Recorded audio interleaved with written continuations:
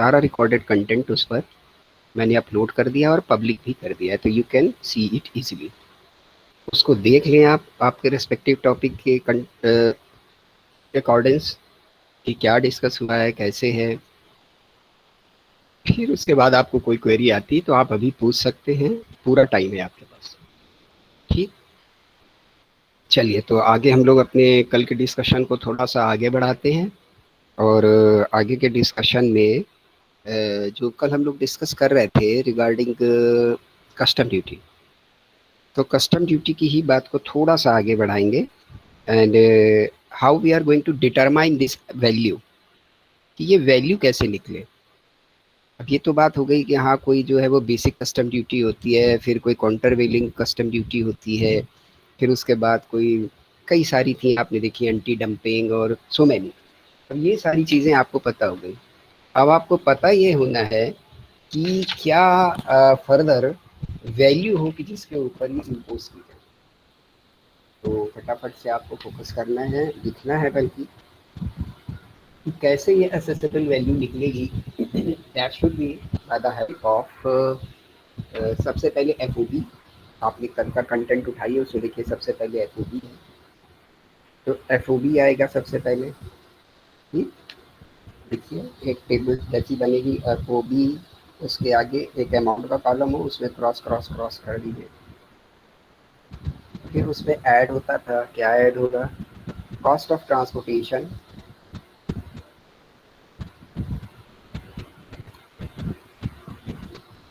Cost of transportation आपको add करनी है। And if such cost of transportation is due to the imported goods, देखिए note में ये बात, if such cost of transportation is due to import of goods and such import is made by air, then cost of transportation shall not exceed 20% of FOB। ठीक, आपने कल पढ़ा था FOB है, उसके बाद वो जो ट्रांसपोर्टेशन की कॉस्ट है वो ऐड हो जाती है। तो अगर ये ट्रांसपोर्टेशन इंपोर्ट के कारण है और ये इंपोर्ट बाय एयर हुई है, तो ये जो ट्रांसपोर्टेशन है in any case should not exceed 20% of the FOB। इसका मतलब ये हुआ कि अगर ये 20% से एक्सीड करने लग जाएगा तो उसको हम नहीं लेंगे, 20% तक की वैल्यू को ही लेंगे। ठीक, क्लियर। आगे बढ़ जाते हैं हम लोग। तीसरा स्टेप क्या आएगा अब आपके बाद, एफओबी के बाद आपने ट्रांसपोर्टेशन जोड़ दी। अब क्या होता है कि आपका जब गुड्स ट्रेवल कर रहा होता है तो उसका इंश्योरेंस इन ट्रांजिट होता है, ये बोला था हमने आपको। तो at the cost of insurance, step 3, at the cost of insurance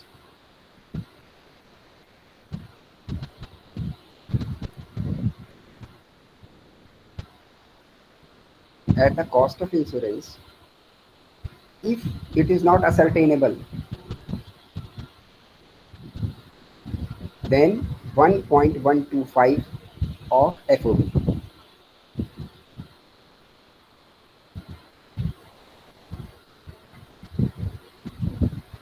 तो आपका क्या बन जाएगा, CIF। जब आप इन तीनों चीज़ों का टोटल लगा दोगे, मतलब एफओबी में आपने वो ट्रांसपोर्टेशन भी जोड़ दिया और ट्रांसपोर्टेशन के बाद में आपने इंश्योरेंस चार्जेस भी जोड़ दिए, तो अब क्या चीज़ आपके लिए बन गई, CIF। ठीक, अब CIF से आप आगे बढ़ेंगे और फिर उसके बाद आपको एक चीज़ और जोड़नी है, at the loading and unloading charges associated with the delivery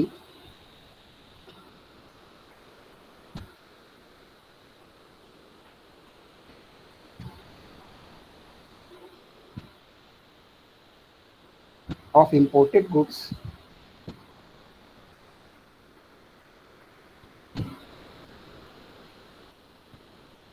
ठीक है। तो अब आपको लोडिंग और अनलोडिंग चार्जेस जोड़ना उसमें इंपोर्टेड गुड्स की कंडीशन में। तो एक शर्त है बेटा इसमें, इसको भी आप लिखेंगे स्टार बना के। वो शर्त ये है कि this value should be fixed, ये फिक्स्ड है। आप डालेंगे तो लोडिंग एंड अनलोडिंग चार्जेस पर ये वैल्यू फिक्स है। कितनी है? 1% ऑफ द CIF। कितना भी लोडिंग पे खर्च हुआ हो ना हुआ हो, 1% ऑफ CIF आप ऐड कर देंगे as loading and unloading charges और हैंडलिंग चार्जेस। तो अब जो आपका आ रहा है फुल वैल्यू, मतलब FOB में खर्चे जोड़ने के बाद, FOB में इंश्योरेंस जोड़ने के बाद आपका क्या बना? CIF। CIF में 8% आपने जोड़ दिया loading and unloading charges of the imported goods. इसमें जब आपने 8% जोड़ दिया था, अब आपकी बन गई एसेसेबल वैल्यू। तो जो भी आपकी BCD या स्पेशल CVD मतलब counter value duty, special counter value duty, basic custom duty, any anti dumping duty, जितनी भी ड्यूटीज हैं अब इस वैल्यू के ऊपर लगेगी। This is the assessable value. ठीक, कुछ पूछना है बेटा इसमें? Is there any query? जल्दी से बताइए, नहीं फिर आगे चलते हैं हम लोग। Is there any query? Response कर दिया करिए, सुबह सुबह का टाइम है, सबका मूड अच्छा होगा और सब अच्छे से अभी थके नहीं होंगे आप लोग। Yes, any query? नो बोल सकते हैं आप, नो लिख भी नो सकते सर। हैं। ओके, चलिए आगे बढ़ जाते हैं हम लोग जल्दी से।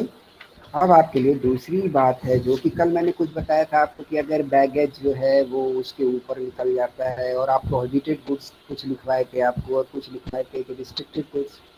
तो जो रिस्ट्रिक्टेड हैं या जो प्रोहिबिटेड कैटेगरी में हैं और उनमें आपने किसी रूल्स को वायलेट किया तो what should be the penalty, ये भी तो पता होना चाहिए, वरना तो साफ दंड मिलेगा। क्या मिलेगा पता नहीं। चलिए फटाफट से लिख लीजिए, जल्दी से लिखिए। In case of the prohibited goods, prohibited goods के केस में क्या होगा? Value of the prohibited goods और ₹5,000 whichever is higher is the financial penalty। अच्छे से इन बात को लिखिएगा और समझते जाइएगा साथ में।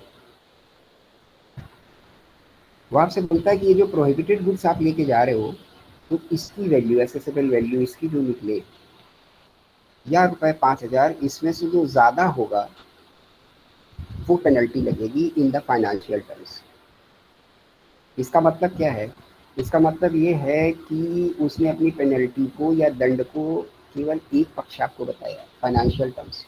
दूसरा पक्ष क्या है इसका कि if such prohibited goods is concern with the any violation of law which is prevailing in the country, then such penalty or such type of rule breaking offense, legal actions may be imposed on you। इसका मतलब क्या हुआ कि अगर मान लीजिए आप ऐसा नार्कोटिक्स लेके चल रहे हैं तो वैल्यू और उस सब के हिसाब से वो फाइनेंशियल पेनल्टी तो लगा ही देंगे, साथ ही साथ अगर उसको रखना लेके चलना आपके IPC या CRPC के हिसाब से कोई अपराध है तो वो धाराएं भी लगेंगी और वो IPC का काम है, वो अपना करेगा। कस्टम अपना काम बता रहा है कि मैं यहाँ तक का काम करूँगा, आपसे पेनल्टी ले लूँगा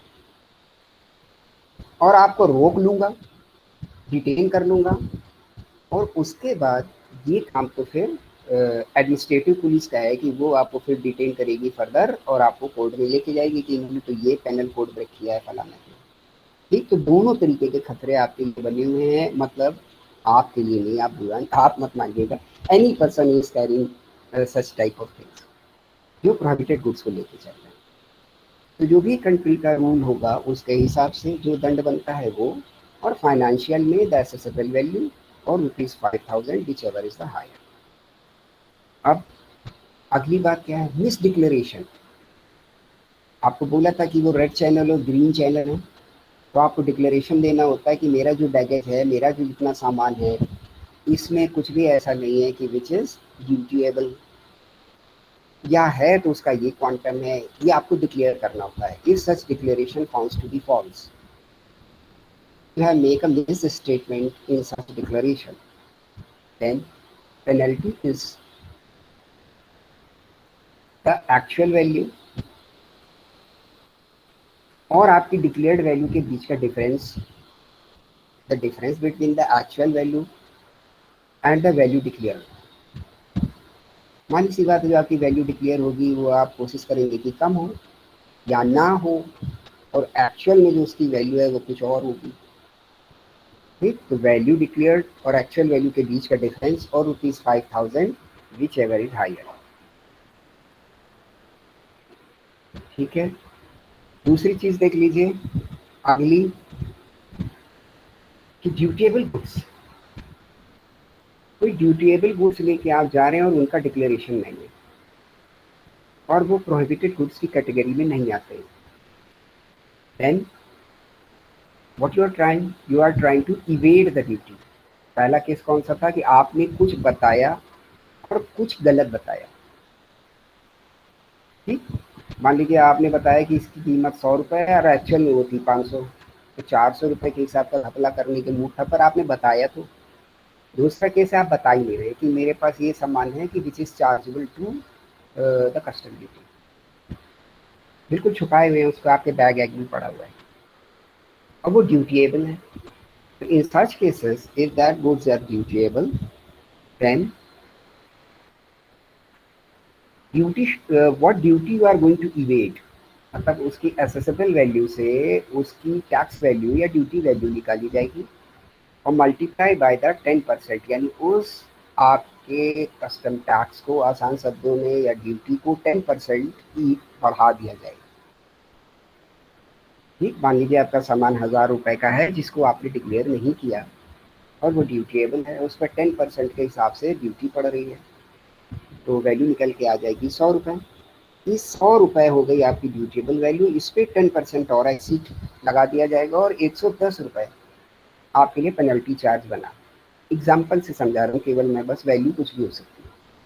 तो एक फिगर आपकी जनरेट होगी the dutiable value into the 10%, और दूसरी फिगर होगी 5,000 whichever is the higher will be the penalty. ठीक है, ये कुछ बातें हैं जो पेनल्टी के लिए आपको याद रखनी चाहिए।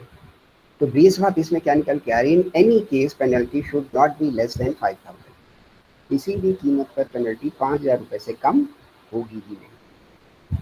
ओके, तो ये पॉइंट हमारा यहाँ पर लगभग पूरा होता है। और any query regarding today's session up till now as well as the session of the yesterday, क्योंकि वो भी आपका इसी से कनेक्टेड था, तो उसको आप फटाक से पूछ लें, वरना उसके बाद हम लोग इस टॉपिक से दूसरे टॉपिक की ओर जाने वाले हैं।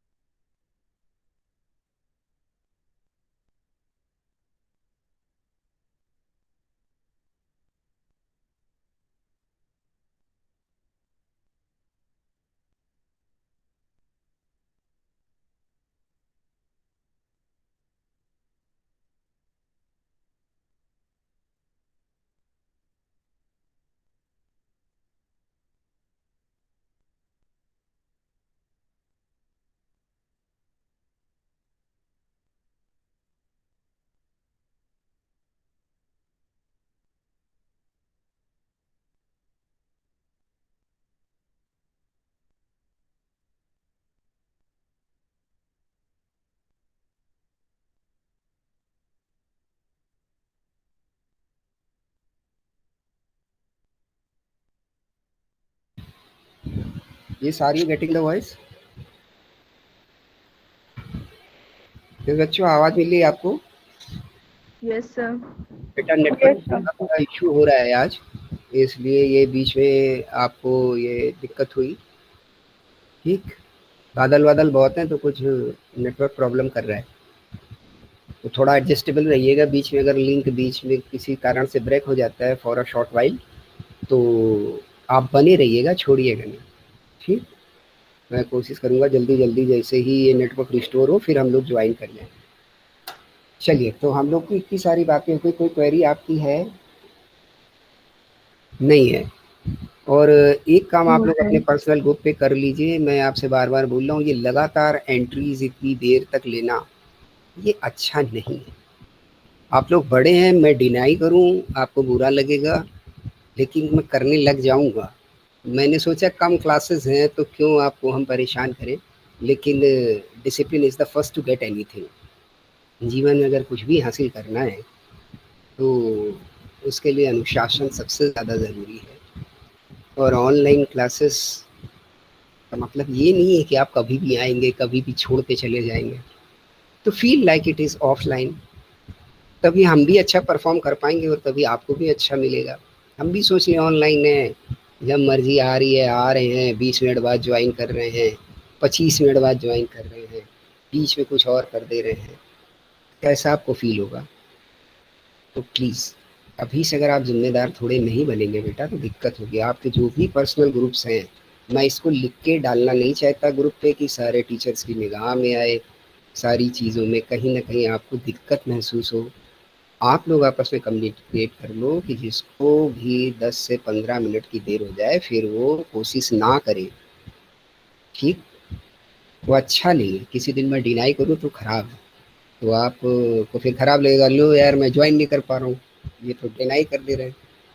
प्लीज़ टाइम की आप आदत डाल लोगे तो बहुत अच्छा रहेगा। 10 बजे की नौकरी है तो 10 बजे पहुँचना होता है, इसकी आदत पड़नी चाहिए।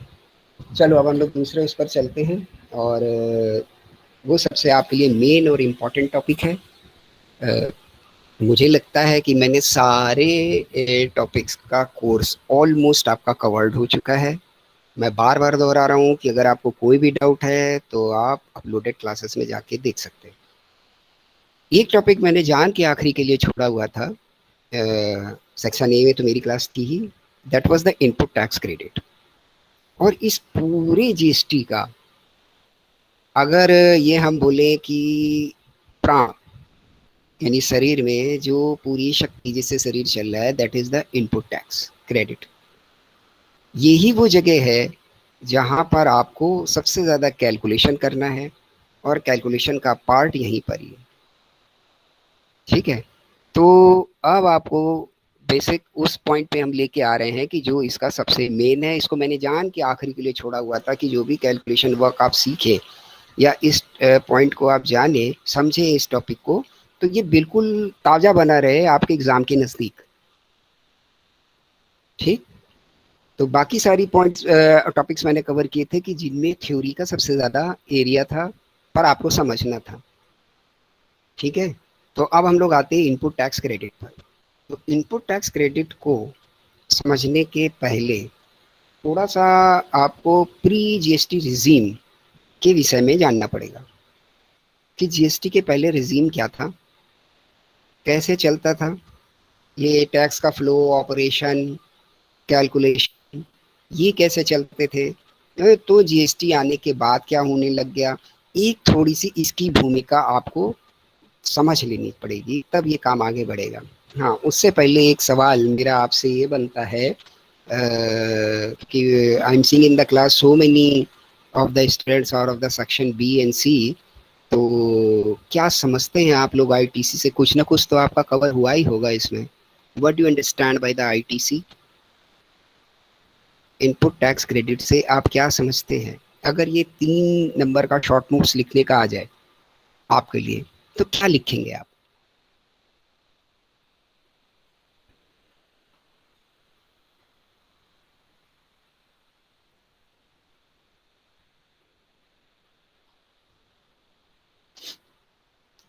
आप ही लोगों को बताना है, सम्मानित छात्र छात्राओं, आप ही लोगों को बताना है। हाँ बताइए, जितना भी जैसा भी जो भी आ रहा है या अभी डिस्कस ही नहीं हुआ है, whatever.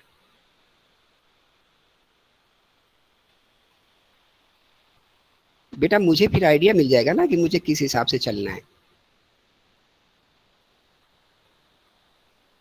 Please response quickly. Have you any idea regarding this? कठिन सवाल है क्या भाई?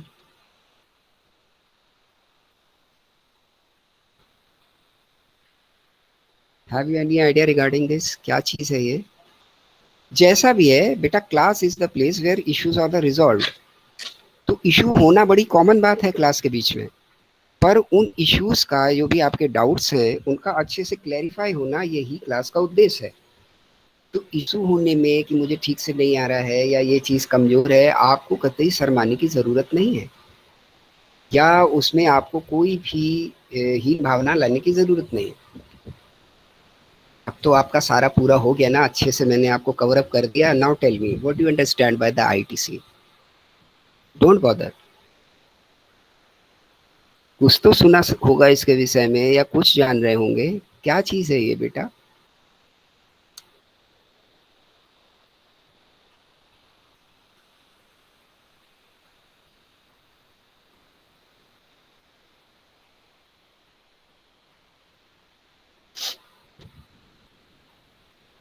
बेटा अब आपको हम ही को जवाब देना पड़ेगा, क्योंकि आपकी सारी जितनी ऑब्जर्वेशन है, because I am dealing at the end, तो वो सब मुझे ही करनी है। And this is the time of observation. इसी सब जगह से थोड़ा सा स्टूडेंट्स का आइडिया मिलता है कि कौन कैसा रिस्पॉन्स कर रहा है, क्या कर रहा है, and that is going to be helpful for your grading. तो इसमें रिस्पॉन्स आपको करना ही चाहिए। जहाँ जहाँ आपसे कुछ पूछा जाए आपके रिस्पॉन्स आने ही चाहिए।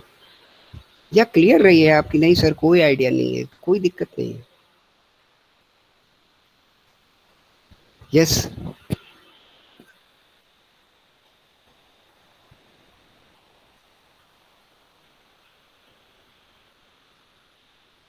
टाइम बेटा खाली जा रहा है हम लोगों का बहुत ज़्यादा।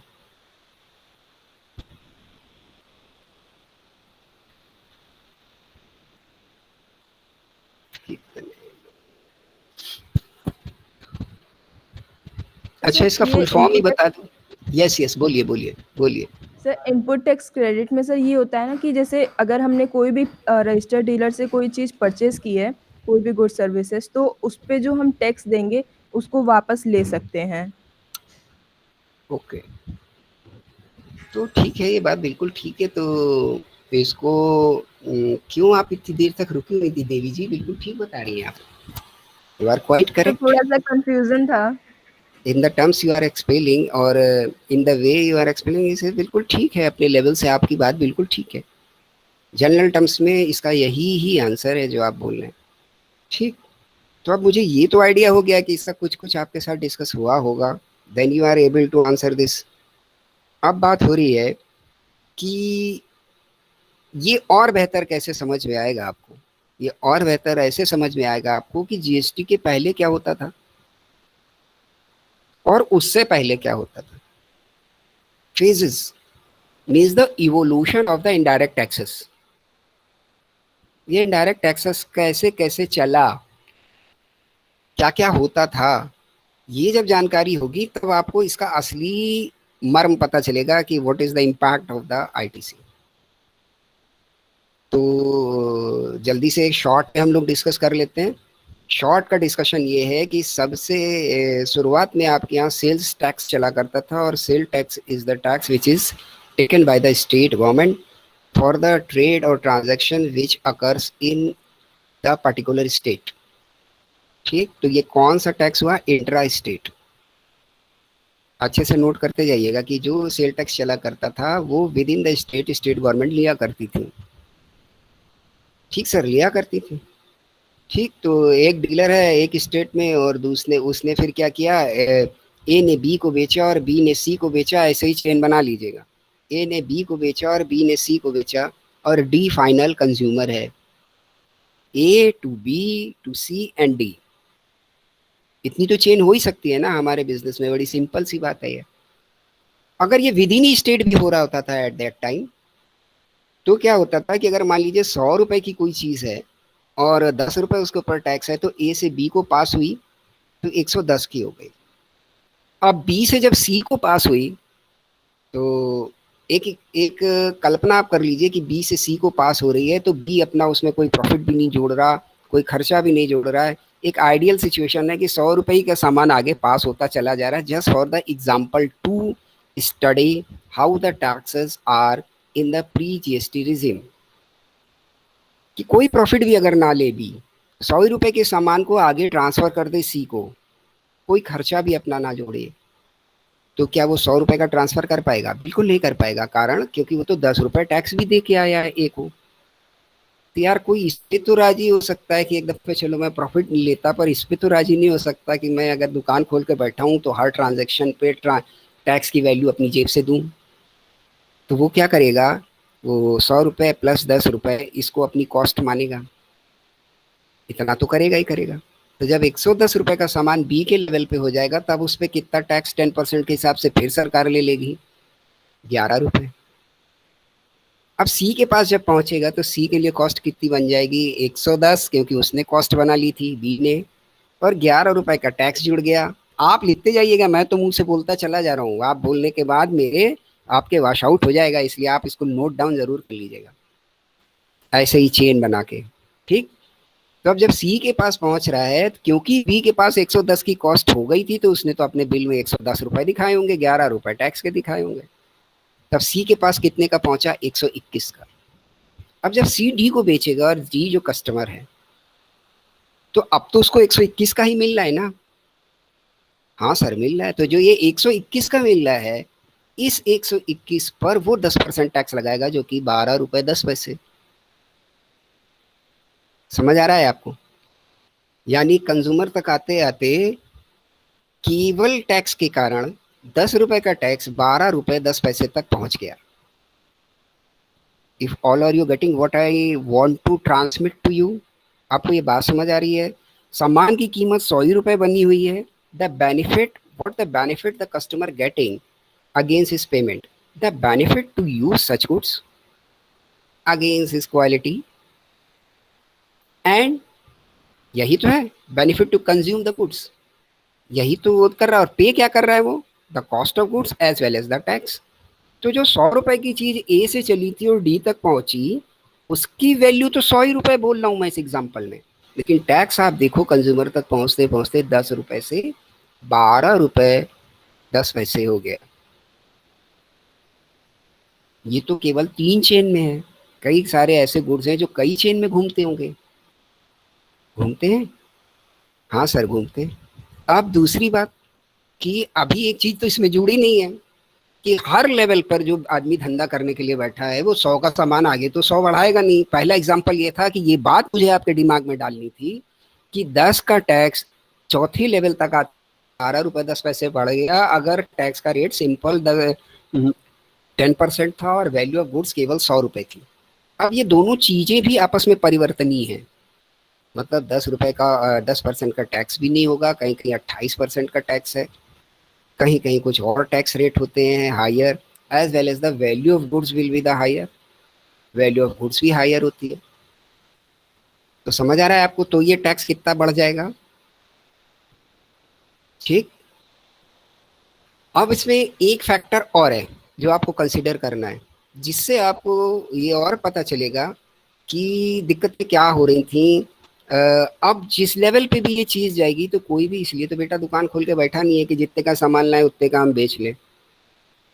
तो उसका घर कैसे चलेगा और उसके अपने बिजनेस के खर्चे कैसे निकलेंगे? भाई वो अपना कोई वैल्यू एडिशन करेगा। हाँ बिल्कुल करेगा। कोई ट्रांसपोर्टेशन में पैसा खर्च हुआ होगा वो जोड़ेगा। ठीक। या उसने कोई पैकिंग उस पर आगे बढ़ाई होगी, means any expenses related to such product, तो उसको भी जोड़ेगा अपनी कॉस्ट में। एज वेल एज अपने लेवल पे वो भी कुछ 5%, 10%, 15%, 20% प्रॉफिट भी लेगा, तभी तो उसकी दुकान बनी रह पाएगी। If all are you getting. तो हर लेवल पर कॉस्ट भी इंक्रीज करेगी और कॉस्ट के कॉन्टेक्स्ट में टैक्स भी इंक्रीज करेगा। तो जब हर लेवल पर टैक्स इंक्रीज करेगा तो अगले लेवल पर टैक्स ऑन टैक्स भी इंक्रीज करेगा। अच्छे से समझते जाइएगा और नोट भी करते जाइएगा जहां डाउट हो, फिर आपको पूरे अच्छी तरीके से ये बात क्लियर हो जाएगी। जैसे 100 की चीज़ अगले लेवल पे पहुंच के मैंने ये माना कि उसने लोडिंग अनलोडिंग में 10 रुपए खर्च किए और उसके बाद वो बोलता है यार मैं 20% प्रॉफिट भी लूंगा, तो 20 रुपए और जोड़ दिए तो 130 की हो गई। तो अब 10% जब आप अप्लाई करोगे तो कितना हो जाएगा? 10 रुपए टैक्स के जुड़ गए क्योंकि वापस नहीं लौट रहे थे, 10 रुपए लोडिंग अनलोडिंग और एडिशनल चार्जेस के जुड़ गए, 120 का सामान हो गया, 20 रुपए का प्रॉफिट उसने लगा दिया, 140 का हो गया। तो बी के लेवल पर अब 10% का टैक्स कितना इम्पोज होगा? 40 रुपीज। अब सी के लेवल पे आ जाइए, वो भी अगर यही काम करता है तो फिर वैल्यू कहाँ पहुंच जाएगी? तो डी को कितने का पड़ेगा? और बात समझ आती जा रही है ना? आप इसको अगर बना लें तो और बहुत अच्छे से समझ आएगी। ठीक, आप इसको अगर पेन पेपर पे बना लें तो और बहुत अच्छे से समझ आएगी। चलिए मैं फिगर बोलता चलता हूँ, आप उसको बनाइए। बी के लेवल पर पुराने रेजीम की बात हो रही है, सिंपल सेल टैक्स की। बी के रेजीम पर क्योंकि टैक्स उसको रिफंड होना नहीं था तो टैक्स को उसने क्या किया? जोड़ दिया। तो उसकी इनपुट कॉस्ट, इनपुट ही तो बोलेंगे इसको, इनपुट कॉस्ट कितनी हो गई? 110 रुपए। अब उसने 10 रुपए के एडिशनल चार्जेस कर दिए उस पर, जो कि लोडिंग अनलोडिंग फ्रेट मेंटेनेंस कुछ भी हो सकते हैं, ठीक कर दिए। 20 रुपए का प्रॉफिट जोड़ लिया। तो अब उसकी कॉस्ट कितनी बन गई इन टोटल? 140। 140 पे 10% का टैक्स लगाएगा वो, तो इनवॉइस कितने का कटेगा? मतलब 154 का। तो आउटपुट कॉस्ट कितनी हो गई? सेल्स कॉस्ट आपकी 154, 154। अब ये जब सी के पास पहुंच रहा है तो सी के लिए इनपुट कॉस्ट कितनी है? 154। एग्रीड? ठीक। तो ये 154 सी के लिए कॉस्ट हो गई। फिर इस पर अगर वो जोड़ लेता है 10 रुपए अपने लोडिंग अनलोडिंग के, और क्योंकि अब वो 20 पे खरीद के लाया 154 पे, तो उसको 20 रुपए का प्रॉफिट तो लगेगा, बड़ा कम है। तो मान लो वो बढ़ा लेता है अपने प्रॉफिट को, और राउंड फिगर हम लोग बना लें तो 24 रुपीज़ अगर प्रॉफिट के जोड़ लेता है, तो 10 रुपए बढ़े लोडिंग अनलोडिंग के, तो कितना हो गया? 164। 164 और 26 रुपीज़ अगर वो प्रॉफिट के बढ़ा ले तो अब कितना हो जाएगा? बताइए अब कितना हो जाएगा? 164 एंड 26, 170 एंड 20, 190। 190 के पर पहुंच गया सामान। अब उस पर फिर तक 10% लगेगा, तब तो डी को मिलेगा, मतलब 19 रुपीज। Are you getting? साथ साथ नोट करते जाइए। देखिए फिगर मैं सारी बोलता जा रहा हूँ केवल अपने हिसाब से, नोट आपको करनी है, गलती कतई करिएगा नहीं। तो 19 रुपीज का टैक्स बन गया। अब आप इसमें देखो ये कि व्हाट द रियल अमाउंट जो वो पे कर रहा है customer to enjoy such product. तो 100 रुपए किस चीज के पे कर रहा है? Real cost. फिर फर्दर 10 रुपए और जो 20 रुपए ये जुड़े उसके बी के लेवल पर, ये भी उसको पे करने हैं। मतलब टैक्स से अलग वैल्यूज में आप केवल अलग अलग जोड़ता चला जा रहा हूँ। तो 100 और 10 और 20, 30, 130 रुपए होगा। 130 के बाद में फर्दर कितना जोड़ रहा है वो? 130 के बाद में अगले लेवल पर 26 रुपए जोड़िए इसमें। 130 में 26 प्रॉफिट वाले कितना हो गया? 156 एंड 10, 166। ठीक, 166 ये एक्चुअल कॉस्ट है जो कि कस्टमर को पे करनी चाहिए 100 रुपए प्रोडक्ट के अगेंस्ट में। और बाकी जो बढ़ गए हैं that is the value addition regarding the place, जो आप मार्केटिंग में पढ़ते हो, प्राइस, प्लेस, प्रमोशन। तो आपको अपनी लोकेशन पर मिल रहा है, इस बात के लिए भी तो कोई खर्चा कर रहा है ना, तो you are enjoying the marketing mix of the place. तो प्लेस के लिए भी तो आप पे करेंगे ना, वरना कोई सामान आप जाके अगर मान लीजिए फूलबाग में रह रहे हैं और उसको जाके बिल्लौर से खरीदें, तो ये प्लेस को मैनेज करने में आपका कितना खर्चा होगा। अगर वही सामान आपको आपकी प्लेस माल रोड पर मिल रहा है, उसके 2-4 रुपए आपसे एडिशनल पड़ रहे हैं, तो means you are enjoying the facility of place of the marketing mix. तो इस कारण आप जो वो 166 जो भी निकल के आ रहा है वो आप दे रहे हो, तो वो तो जस्टिफाइड है। इस पर अगर 10% टैक्स निकाला जाए बेटा तो निकलेगा 16 रुपए 60 पैसे, और आप पे कितना कर रहे हो, 19 रुपए। तो why this variation is, this variation due to the, you are imposing tax on tax, क्योंकि आप हर लेवल पर आप टैक्स के ऊपर टैक्स लगा रहे थे, इस कारण ये वैल्यू इंक्रीज हो रही थी। समझ आ रही है बात? इस कारण ये वैल्यू इंक्रीज हो रही थी। इसको बोलते हैं cascading of taxes, cascading of taxes. ये टर्म आपको जरूर लिखना चाहिए जहां मौका आपको मिल जाए। This is the cascading of taxes. Cascading means the thing beneath anything, कोई ऐसी चीज जो किसी के नीचे छुपी हुई है, ठीक?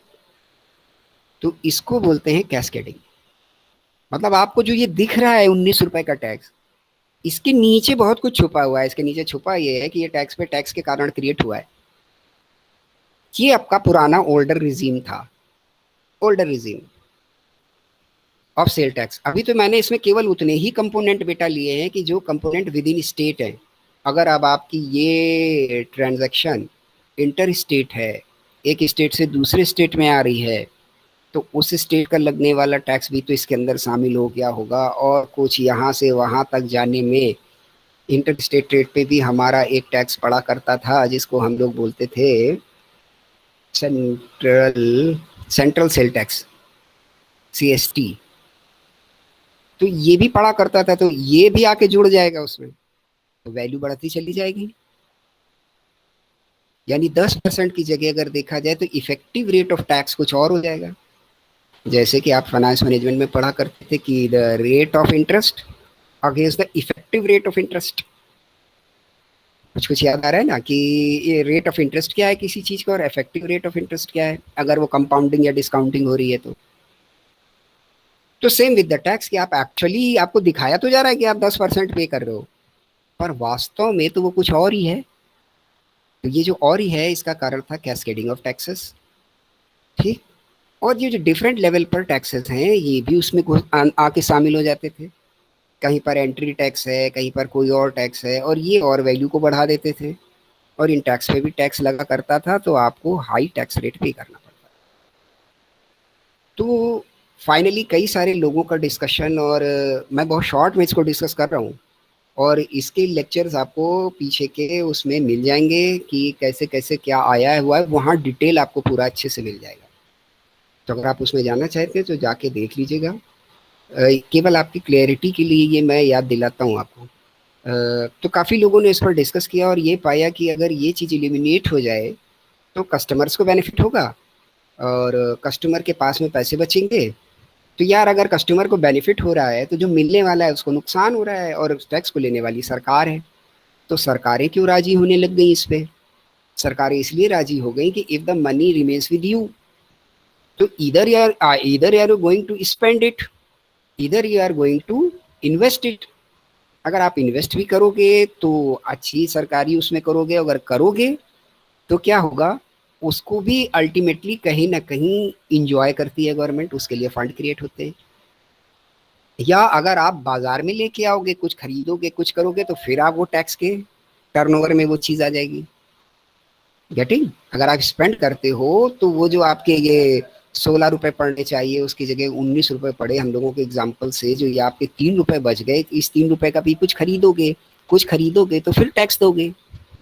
तो सरकार ने सोचा, और ये मैं एक एग्जाम्पल है 16 और 19 रुपए का, जब आप इसको टर्नओवर ऑफ द इकोनॉमी में देखोगे तो ये कई 100 करोड़ों का, 1000 करोड़ का होगा, हजारों करोड़ का। तो वो पैसा फिर इकोनॉमी में आएगा, तो फर्दर इकोनॉमी का टर्नओवर बढ़ेगा।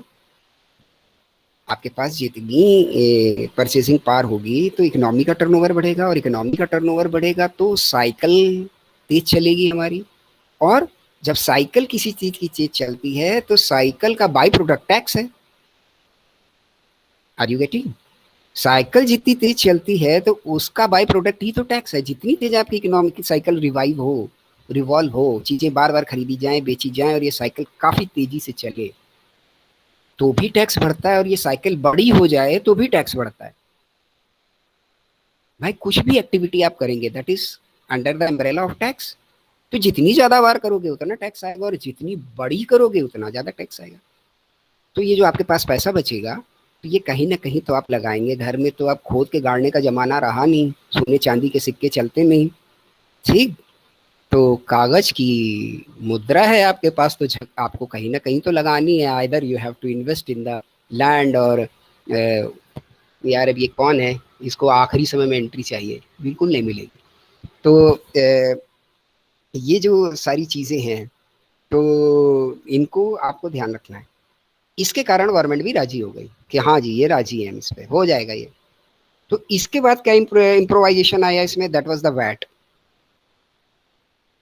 मतलब जीएसटी के पहले क्या चल रहा था, VAT means the value addition of taxation. इसमें क्या होता था कि whatever the value added, whatever the value added, उतने पे ही टैक्स बढ़ जाए आपका नेक्स्ट चेन पे। मतलब अपने ही एग्जाम्पल को हम लोग दोबारा पिक कर लेते हैं। तो जब आपको वैट अच्छे से समझ आ जाएगा, तो आप ये पक्का जान लीजिए आपको जीएसटी की आईटीसी भी समझ आ जाएगी। तो वैट में क्या होता है, वैट में आपको जो हम लोगों ने एग्जांपल डिस्कस किया 100 रुपए वाला, और उस पर जो है 10 रुपए टैक्स, तो अगर वो बी के पास पहुंचा 110 का, अब आपको अलग अलग बिल्कुल साफ साफ लिख लेना है, आउटपुट टैक्स और आउटपुट गुड्स का कीमत, दो चीजों में आप अपने केवल इस एग्जाम्पल को या कॉस्ट ऑफ बिल को नरेट करें। Output value and output tax, ये किसके लिए हुआ, ए के लिए। आउटपुट वैल्यू 100 रुपए and output tax 10 rupees. For the B, input value of the good is 100 as well as the input tax is 10 rupees. Agreed. अब बी ने जो उस पर बढ़ाए 10 रुपए और 20 रुपए 30 रुपए, तो अब जब बी बिल काटेगा तो आउटपुट वैल्यू कितनी हो जाएगी, 140, सॉरी 130। हाँ, क्योंकि अब वो 10 रुपए तो जुड़ने नहीं। तो 100 रुपए और 10 रुपीज द लोडिंग अनलोडिंग, लिखते जाइएगा, 10 rupees for loading unloading, 20 rupees as profit, then the value of goods is 130 and output tax is, आप 10% लगाएगा वो 130 रुपए पे, तो कितना जाएगा, 13 रुपीज। डिफरेंस यहीं से आने लग गया। अब ये जो 10 रुपए पे करके आया है B, he can claim it as input tax credit. What is this? What is inputting into his business? One, the product. Second, the tax. First is the input cost of any product. Second, the input of the tax. ये दो ही चीजें तो उसके business में आ रही थी figure के रूप में। हाँ सर, आ रही थी। तो वो जो प्रोडक्ट था उसकी वैल्यू को तो उसने आगे ट्रांसफर कर दिया उसकी के लिए, और अपने खर्चे भी उस पर जोड़ दिए, और ये जो जोड़े इसको हम लोग बोलते हैं वैल्यू एडिशन। ठीक, इसने वैल्यू ऐड की, और वो वैल्यू यहाँ पर प्लेस है इस एग्जांपल के हिसाब से। कोई कन्वर्जन नहीं किया उसने प्रोडक्ट में, तो कोई वैल्यू एज सच क्वालिटी के टर्म्स में नहीं बढ़ी, लेकिन आपके लिए प्लेस की अवेबिलिटी हुई, तो वो भी एक वैल्यू है। ठीक, तो value addition, value addition is the 30 rupees. 20 रुपए उसका प्रॉफिट और 10 रुपए लोडिंग अनलोडिंग उसके अपने खर्चे। ठीक, तो वो जो 10 रुपए पे करके आया है, ही कैन क्लेम इट, वो उसको वापस मांग सकता है सरकार से कि ये आप मुझे वापस दे दीजिए, और इसको बोलेंगे इनपुट टैक्स क्रेडिट। अब आप एक साइड में कोने में एक बड़ा एक अच्छा सा चौकोर खाना बनाइए, जहां पर आप ये क्वेश्चन कर रहे हैं अपनी कॉपी में, वहां पर उसके ऊपर लिख दीजिए गवर्नमेंट। ठीक, और गवर्नमेंट में एक बना लीजिए आप, गवर्नमेंट को मिल क्या रहा है, प्लस और एक माइनस, डेबिट क्रेडिट भी नियम आपसे कराते हैं कि जिससे आपको समझ आ जाए। तो at the level of A, particulars में आपके लिए क्या बनेगा, ए में सरकार को क्या मिला, 10 रुपए। ठीक, एग्री कर रहे हैं आप। अब बी के लेवल पे सरकार को क्या मिल रहे हैं, 13 रुपीज मिल रहे हैं ना, क्योंकि वैल्यू एडिशन के हिसाब से अब कॉस्ट ऑफ द गुड्स कितनी बन गई है, 130 रुपए। तो सरकार को क्या मिलने वाला है 10% के हिसाब से, 13 रुपीज। वो सरकार को मिलने वाले खाते में आप जोड़ दीजिए। But government has to pay to be as input tax credit ₹10। 10 रुपए सरकार को अब वापस करने हैं बी को, तो ये माइनस कर दीजिए सरकार के खाते से। भाई जाना तो गवर्नमेंट के ही खाते में ना अल्टीमेटली। तो अब आप इस लेवल पे जरा देखिए कि क्या सरकार को कोई नुकसान हो रहा है। वैल्यू ऑफ गुड्स कितनी है बी के लेवल पे? 130 रुपए। टैक्स रेट कितना है? 10%। गवर्नमेंट के खाते में कितना है? 10 पहले आया था, 13 बाद में आया, 23 रुपए, और 10 रुपए उसने पेमेंट कर दिए, तो बचे कितने? 13। गवर्नमेंट को कोई नुकसान नहीं। क्लियर हो रही है बात? आप बनाते चलना बेटा अच्छे से। मेरे बोलने पे मत जाना, सुनने में बड़ा अच्छा लग रहा है लेकिन वो कथा की तरह गायब हो जाएगा थोड़ी देर के बाद। Please make it. और आप परेशान मत होइए, इसका न्यूमेरिकल मैं आपको दे दूंगा तो आपको करना पड़ जाएगा, इसलिए इससे अच्छा आप बनाते चलिए तो आपकी प्रैक्टिस बनी रहेगी। समझ आ रहा है अच्छे से? बेटा यहां तक समझ आया तो आगे बढ़े हम। यस सर, आ रहा है। चलो आगे बढ़ जाते हैं, अब सी पे पहुंचते हैं हम लोग। सी पे हम लोगों ने फिर 10 रुपए लोडिंग अनलोडिंग के जुड़ाए थे और 26 रुपए प्रॉफिट के जुड़ाए थे। ऐसा ही तो कुछ किया था। हाँ ठीक। 130 रुपए के 13 रुपए हो गए, और अब उसके ऊपर आप फिर फर्दर वहां जोड़ दीजिए 10 रुपए लोडिंग अनलोडिंग के, और 20 या 30 जो भी आपको बेचारे सी को प्रॉफिट देना हो वो जोड़ दीजिए। ठीक। हम मान लेते हैं कि उसने भी 20 रुपए प्रॉफिट लिया यहाँ पे। अच्छा बच्चा है वो भी, उसने भी 20 रुपए प्रॉफिट लिया और 10 रुपए लोडिंग अनलोडिंग के लगाए, तो फिर 30 रुपए बढ़ गए और ये सामान हो गया 160 का। ठीक है। अब ये सामान हो गया 160 रुपए का। इस 160 रुपए पे सी सी के लिए इनपुट टैक्स क्या क्या बना बेटा? जो एक चेन में पीछे वाले के लिए आउटपुट होता है वही उसी चेन के अगले फॉलोअर के लिए इनपुट होता है। इस सिद्धांत को आप रट लीजिए। अगर कोई चेन में बिजनेस हो रहा है तो जो चेन के प्रीसीडिंग एंड पे है उसका output regarding the value regarding the tax input होगा जो चेन का अगला सक्सेसिव होगा उसके लिए। तो सी सक्सेसर है उसका, बी के बाद आ रहा है, तो बी के जो आउटपुट हैं वो क्या है? 130 रुपए और 13 रुपए। ये बन जाएंगे सी के लिए इनपुट। एग्रीड? सी के लिए इनपुट। अब सी जब इनको अपने 30 रुपए इसमें जोड़ेगा, 10 रुपए लोडिंग अनलोडिंग के, 20 रुपए का प्रॉफिट, तो सामान की कीमत अब बन जाएगी 160, और 160 पर आपका टैक्स बनेगा 10% के हिसाब से 16 रुपीज, जो कि अब आउटपुट है सी के लिए। जब सी बिल काटेगा डी को, जो डी कस्टमर है, तो डी के लिए आउटपुट टैक्स कितना हो गया? 160, और सॉरी आउटपुट वैल्यू कितनी हो गई of the product? 160, and output tax कितना हो गया? 16 रुपीज। अब सरकार के खाते में आप आ जाइए। सरकार को अब आप लिखोगे सी से मिल रहा है कितने? 16 रुपीज। ठीक।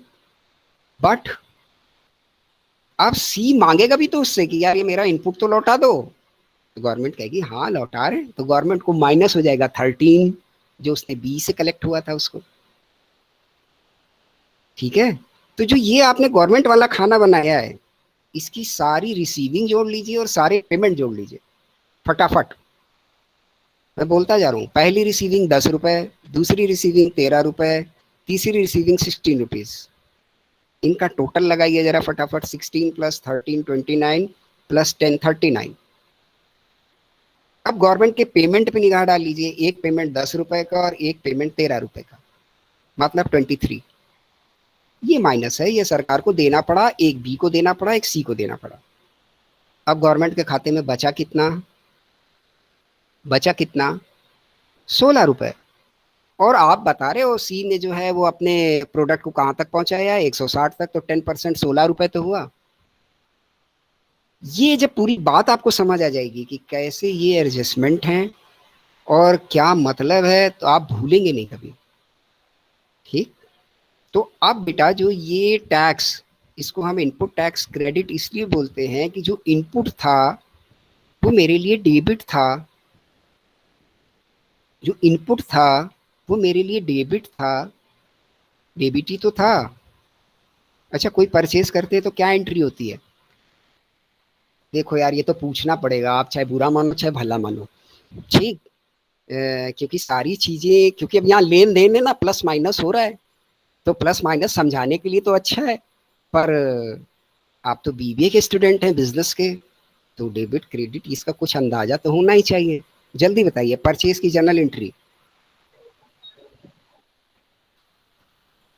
If you are going to purchase anything, क्या जर्नल एंट्री लिखेंगे आप?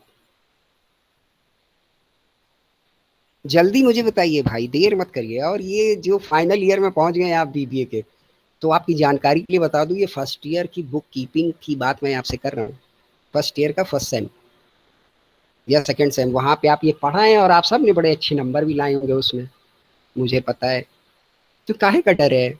गलत से ज्यादा कुछ हो नहीं सकता, और मुझे उम्मीद है आप सब सही बताएंगे। जल्दी बताइए, परचेज की general entry, if you are going to purchase anything, what is the general entry? Purchase account debit to cash, बिल्कुल ठीक। ठीक है ना ये बात? हाँ बिल्कुल ठीक है, बिल्कुल ठीक, वेरी करेक्ट। तो जो ये purchase account debit to cash, ये आपने कर लिया। तो purchase account debit to cash जब बी करेगा तो क्या लिखेगा? परचेज अकाउंट डेबिट से 100 रुपए, नोट करिए इस बात को, 100 रुपए। साथ ही साथ एक चीज और डेबिट करेगा वो क्या चीज है? टैक्स, क्योंकि टैक्स वो कॉस्ट में शामिल करने वाला नहीं है, तो एक अलग अकाउंट बनना चाहिए ना उसका। जब आप इस तरीके से अकाउंट के तरीके से समझ लेंगे, बिल्कुल दिमाग में घुस जाएगा, निकलेगा नहीं। तो वो अगली उसमें साथ में क्या डालेगा? 100 रुपए से तो डेबिट करेगा अपने परचेज अकाउंट को, मतलब सामान तो उसने 100 का ही खरीदा है। टैक्स की उसने, जो हम बोल रहे हैं इनपुट टैक्स, मैंने लगातार वर्ड इस्तेमाल किया है, input tax and output tax, input value and the output value. तो value is related with the purchase and the sales, and tax will create a separate account for the party. तो ये जो input आया, तो इसको वो लिखेगा input tax, वो जो भी हो, जीएसटी हो, वैट हो, सी जो भी हो, ठीक। तो अब जब ये डेबिट हो गया टैक्स में, तो जब उसको सरकार से मिलेगा तो ये क्या हो जाएगा? क्रेडिट, और अकाउंट हो जाएगा बैलेंस। इसलिए इसका नाम है input tax credit.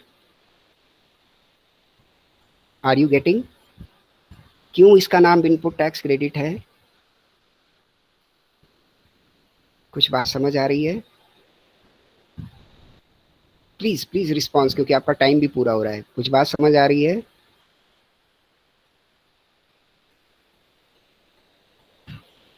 Please response. आप क्या चाहते हो कि केवल बस सरसरी तौर से आपको बता दिया जाए तो आपका काम हो जाएगा? नहीं हो पाएगा बेटा।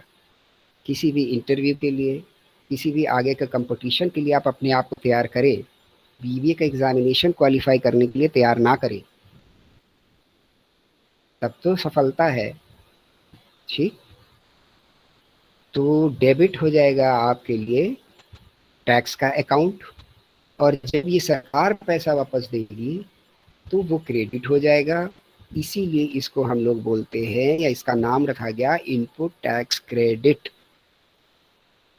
ठीक। ये नाम कहाँ से जनरेट हुआ, पहले तो मुझे ये बात आपके दिमाग में डालनी थी, तब तो आगे सारी बातें होंगी। वरना हम सब लिखा दें ये इसको मिलेगी, इसको नहीं मिलेगी, इसके लिए ये एलिजिबल है, ये ऐसे होगा, रजिस्टर्ड होना चाहिए, फलाना होना चाहिए, सब बता दिया, और असली बात पता ही नहीं है कि ये मैनेज कैसे होता है, इसका असर क्या पड़ता है, क्यों इसका नाम ये है। तो आपको रटेगा नहीं। The things which you we understand, वो मेमोरी में जगह बनाती है, मगर जो हम लोग रटते हैं वो थोड़े दिन के बाद बाहर हो जाते हैं। Okay, then time of our class is not allowing us to further exceed the discussion. So now it is time of for you. If you have any query regarding today's session, just raise very quickly because time is just over. कोई भी query हो तो बेटा बहुत जल्दी से आप उसको पूछें। नो, तो अब आपका काम ये है कि कल की क्लास के लिए इस टॉपिक को बहुत अच्छे से पढ़ के आइए, तो इसके जो फर्दर और इनसाइट्स हैं उनको हम लोग डिस्कस करेंगे, ठीक है। और बार बार मैं बोल रहा हूँ कि पीछे की सारी चीज़ें आप देख लीजिए एक दो बार और, ठीक, कहीं से और सपोर्ट ले लीजिए, लेक्चर्स का सपोर्ट ले लीजिए, फिर जो क्वेरी हो वो जनरेट कर लीजिए। एग्जाम में आपको कोई दिक्कत किसी तरीके की ना हो, ये मेरा मोटो है, चाहे किसी मोड का एग्जाम हो। ठीक, okay, then thank you very much. बहुत अच्छी मीटिंग थी आप लोगों के साथ में। Have a nice day. Thank you.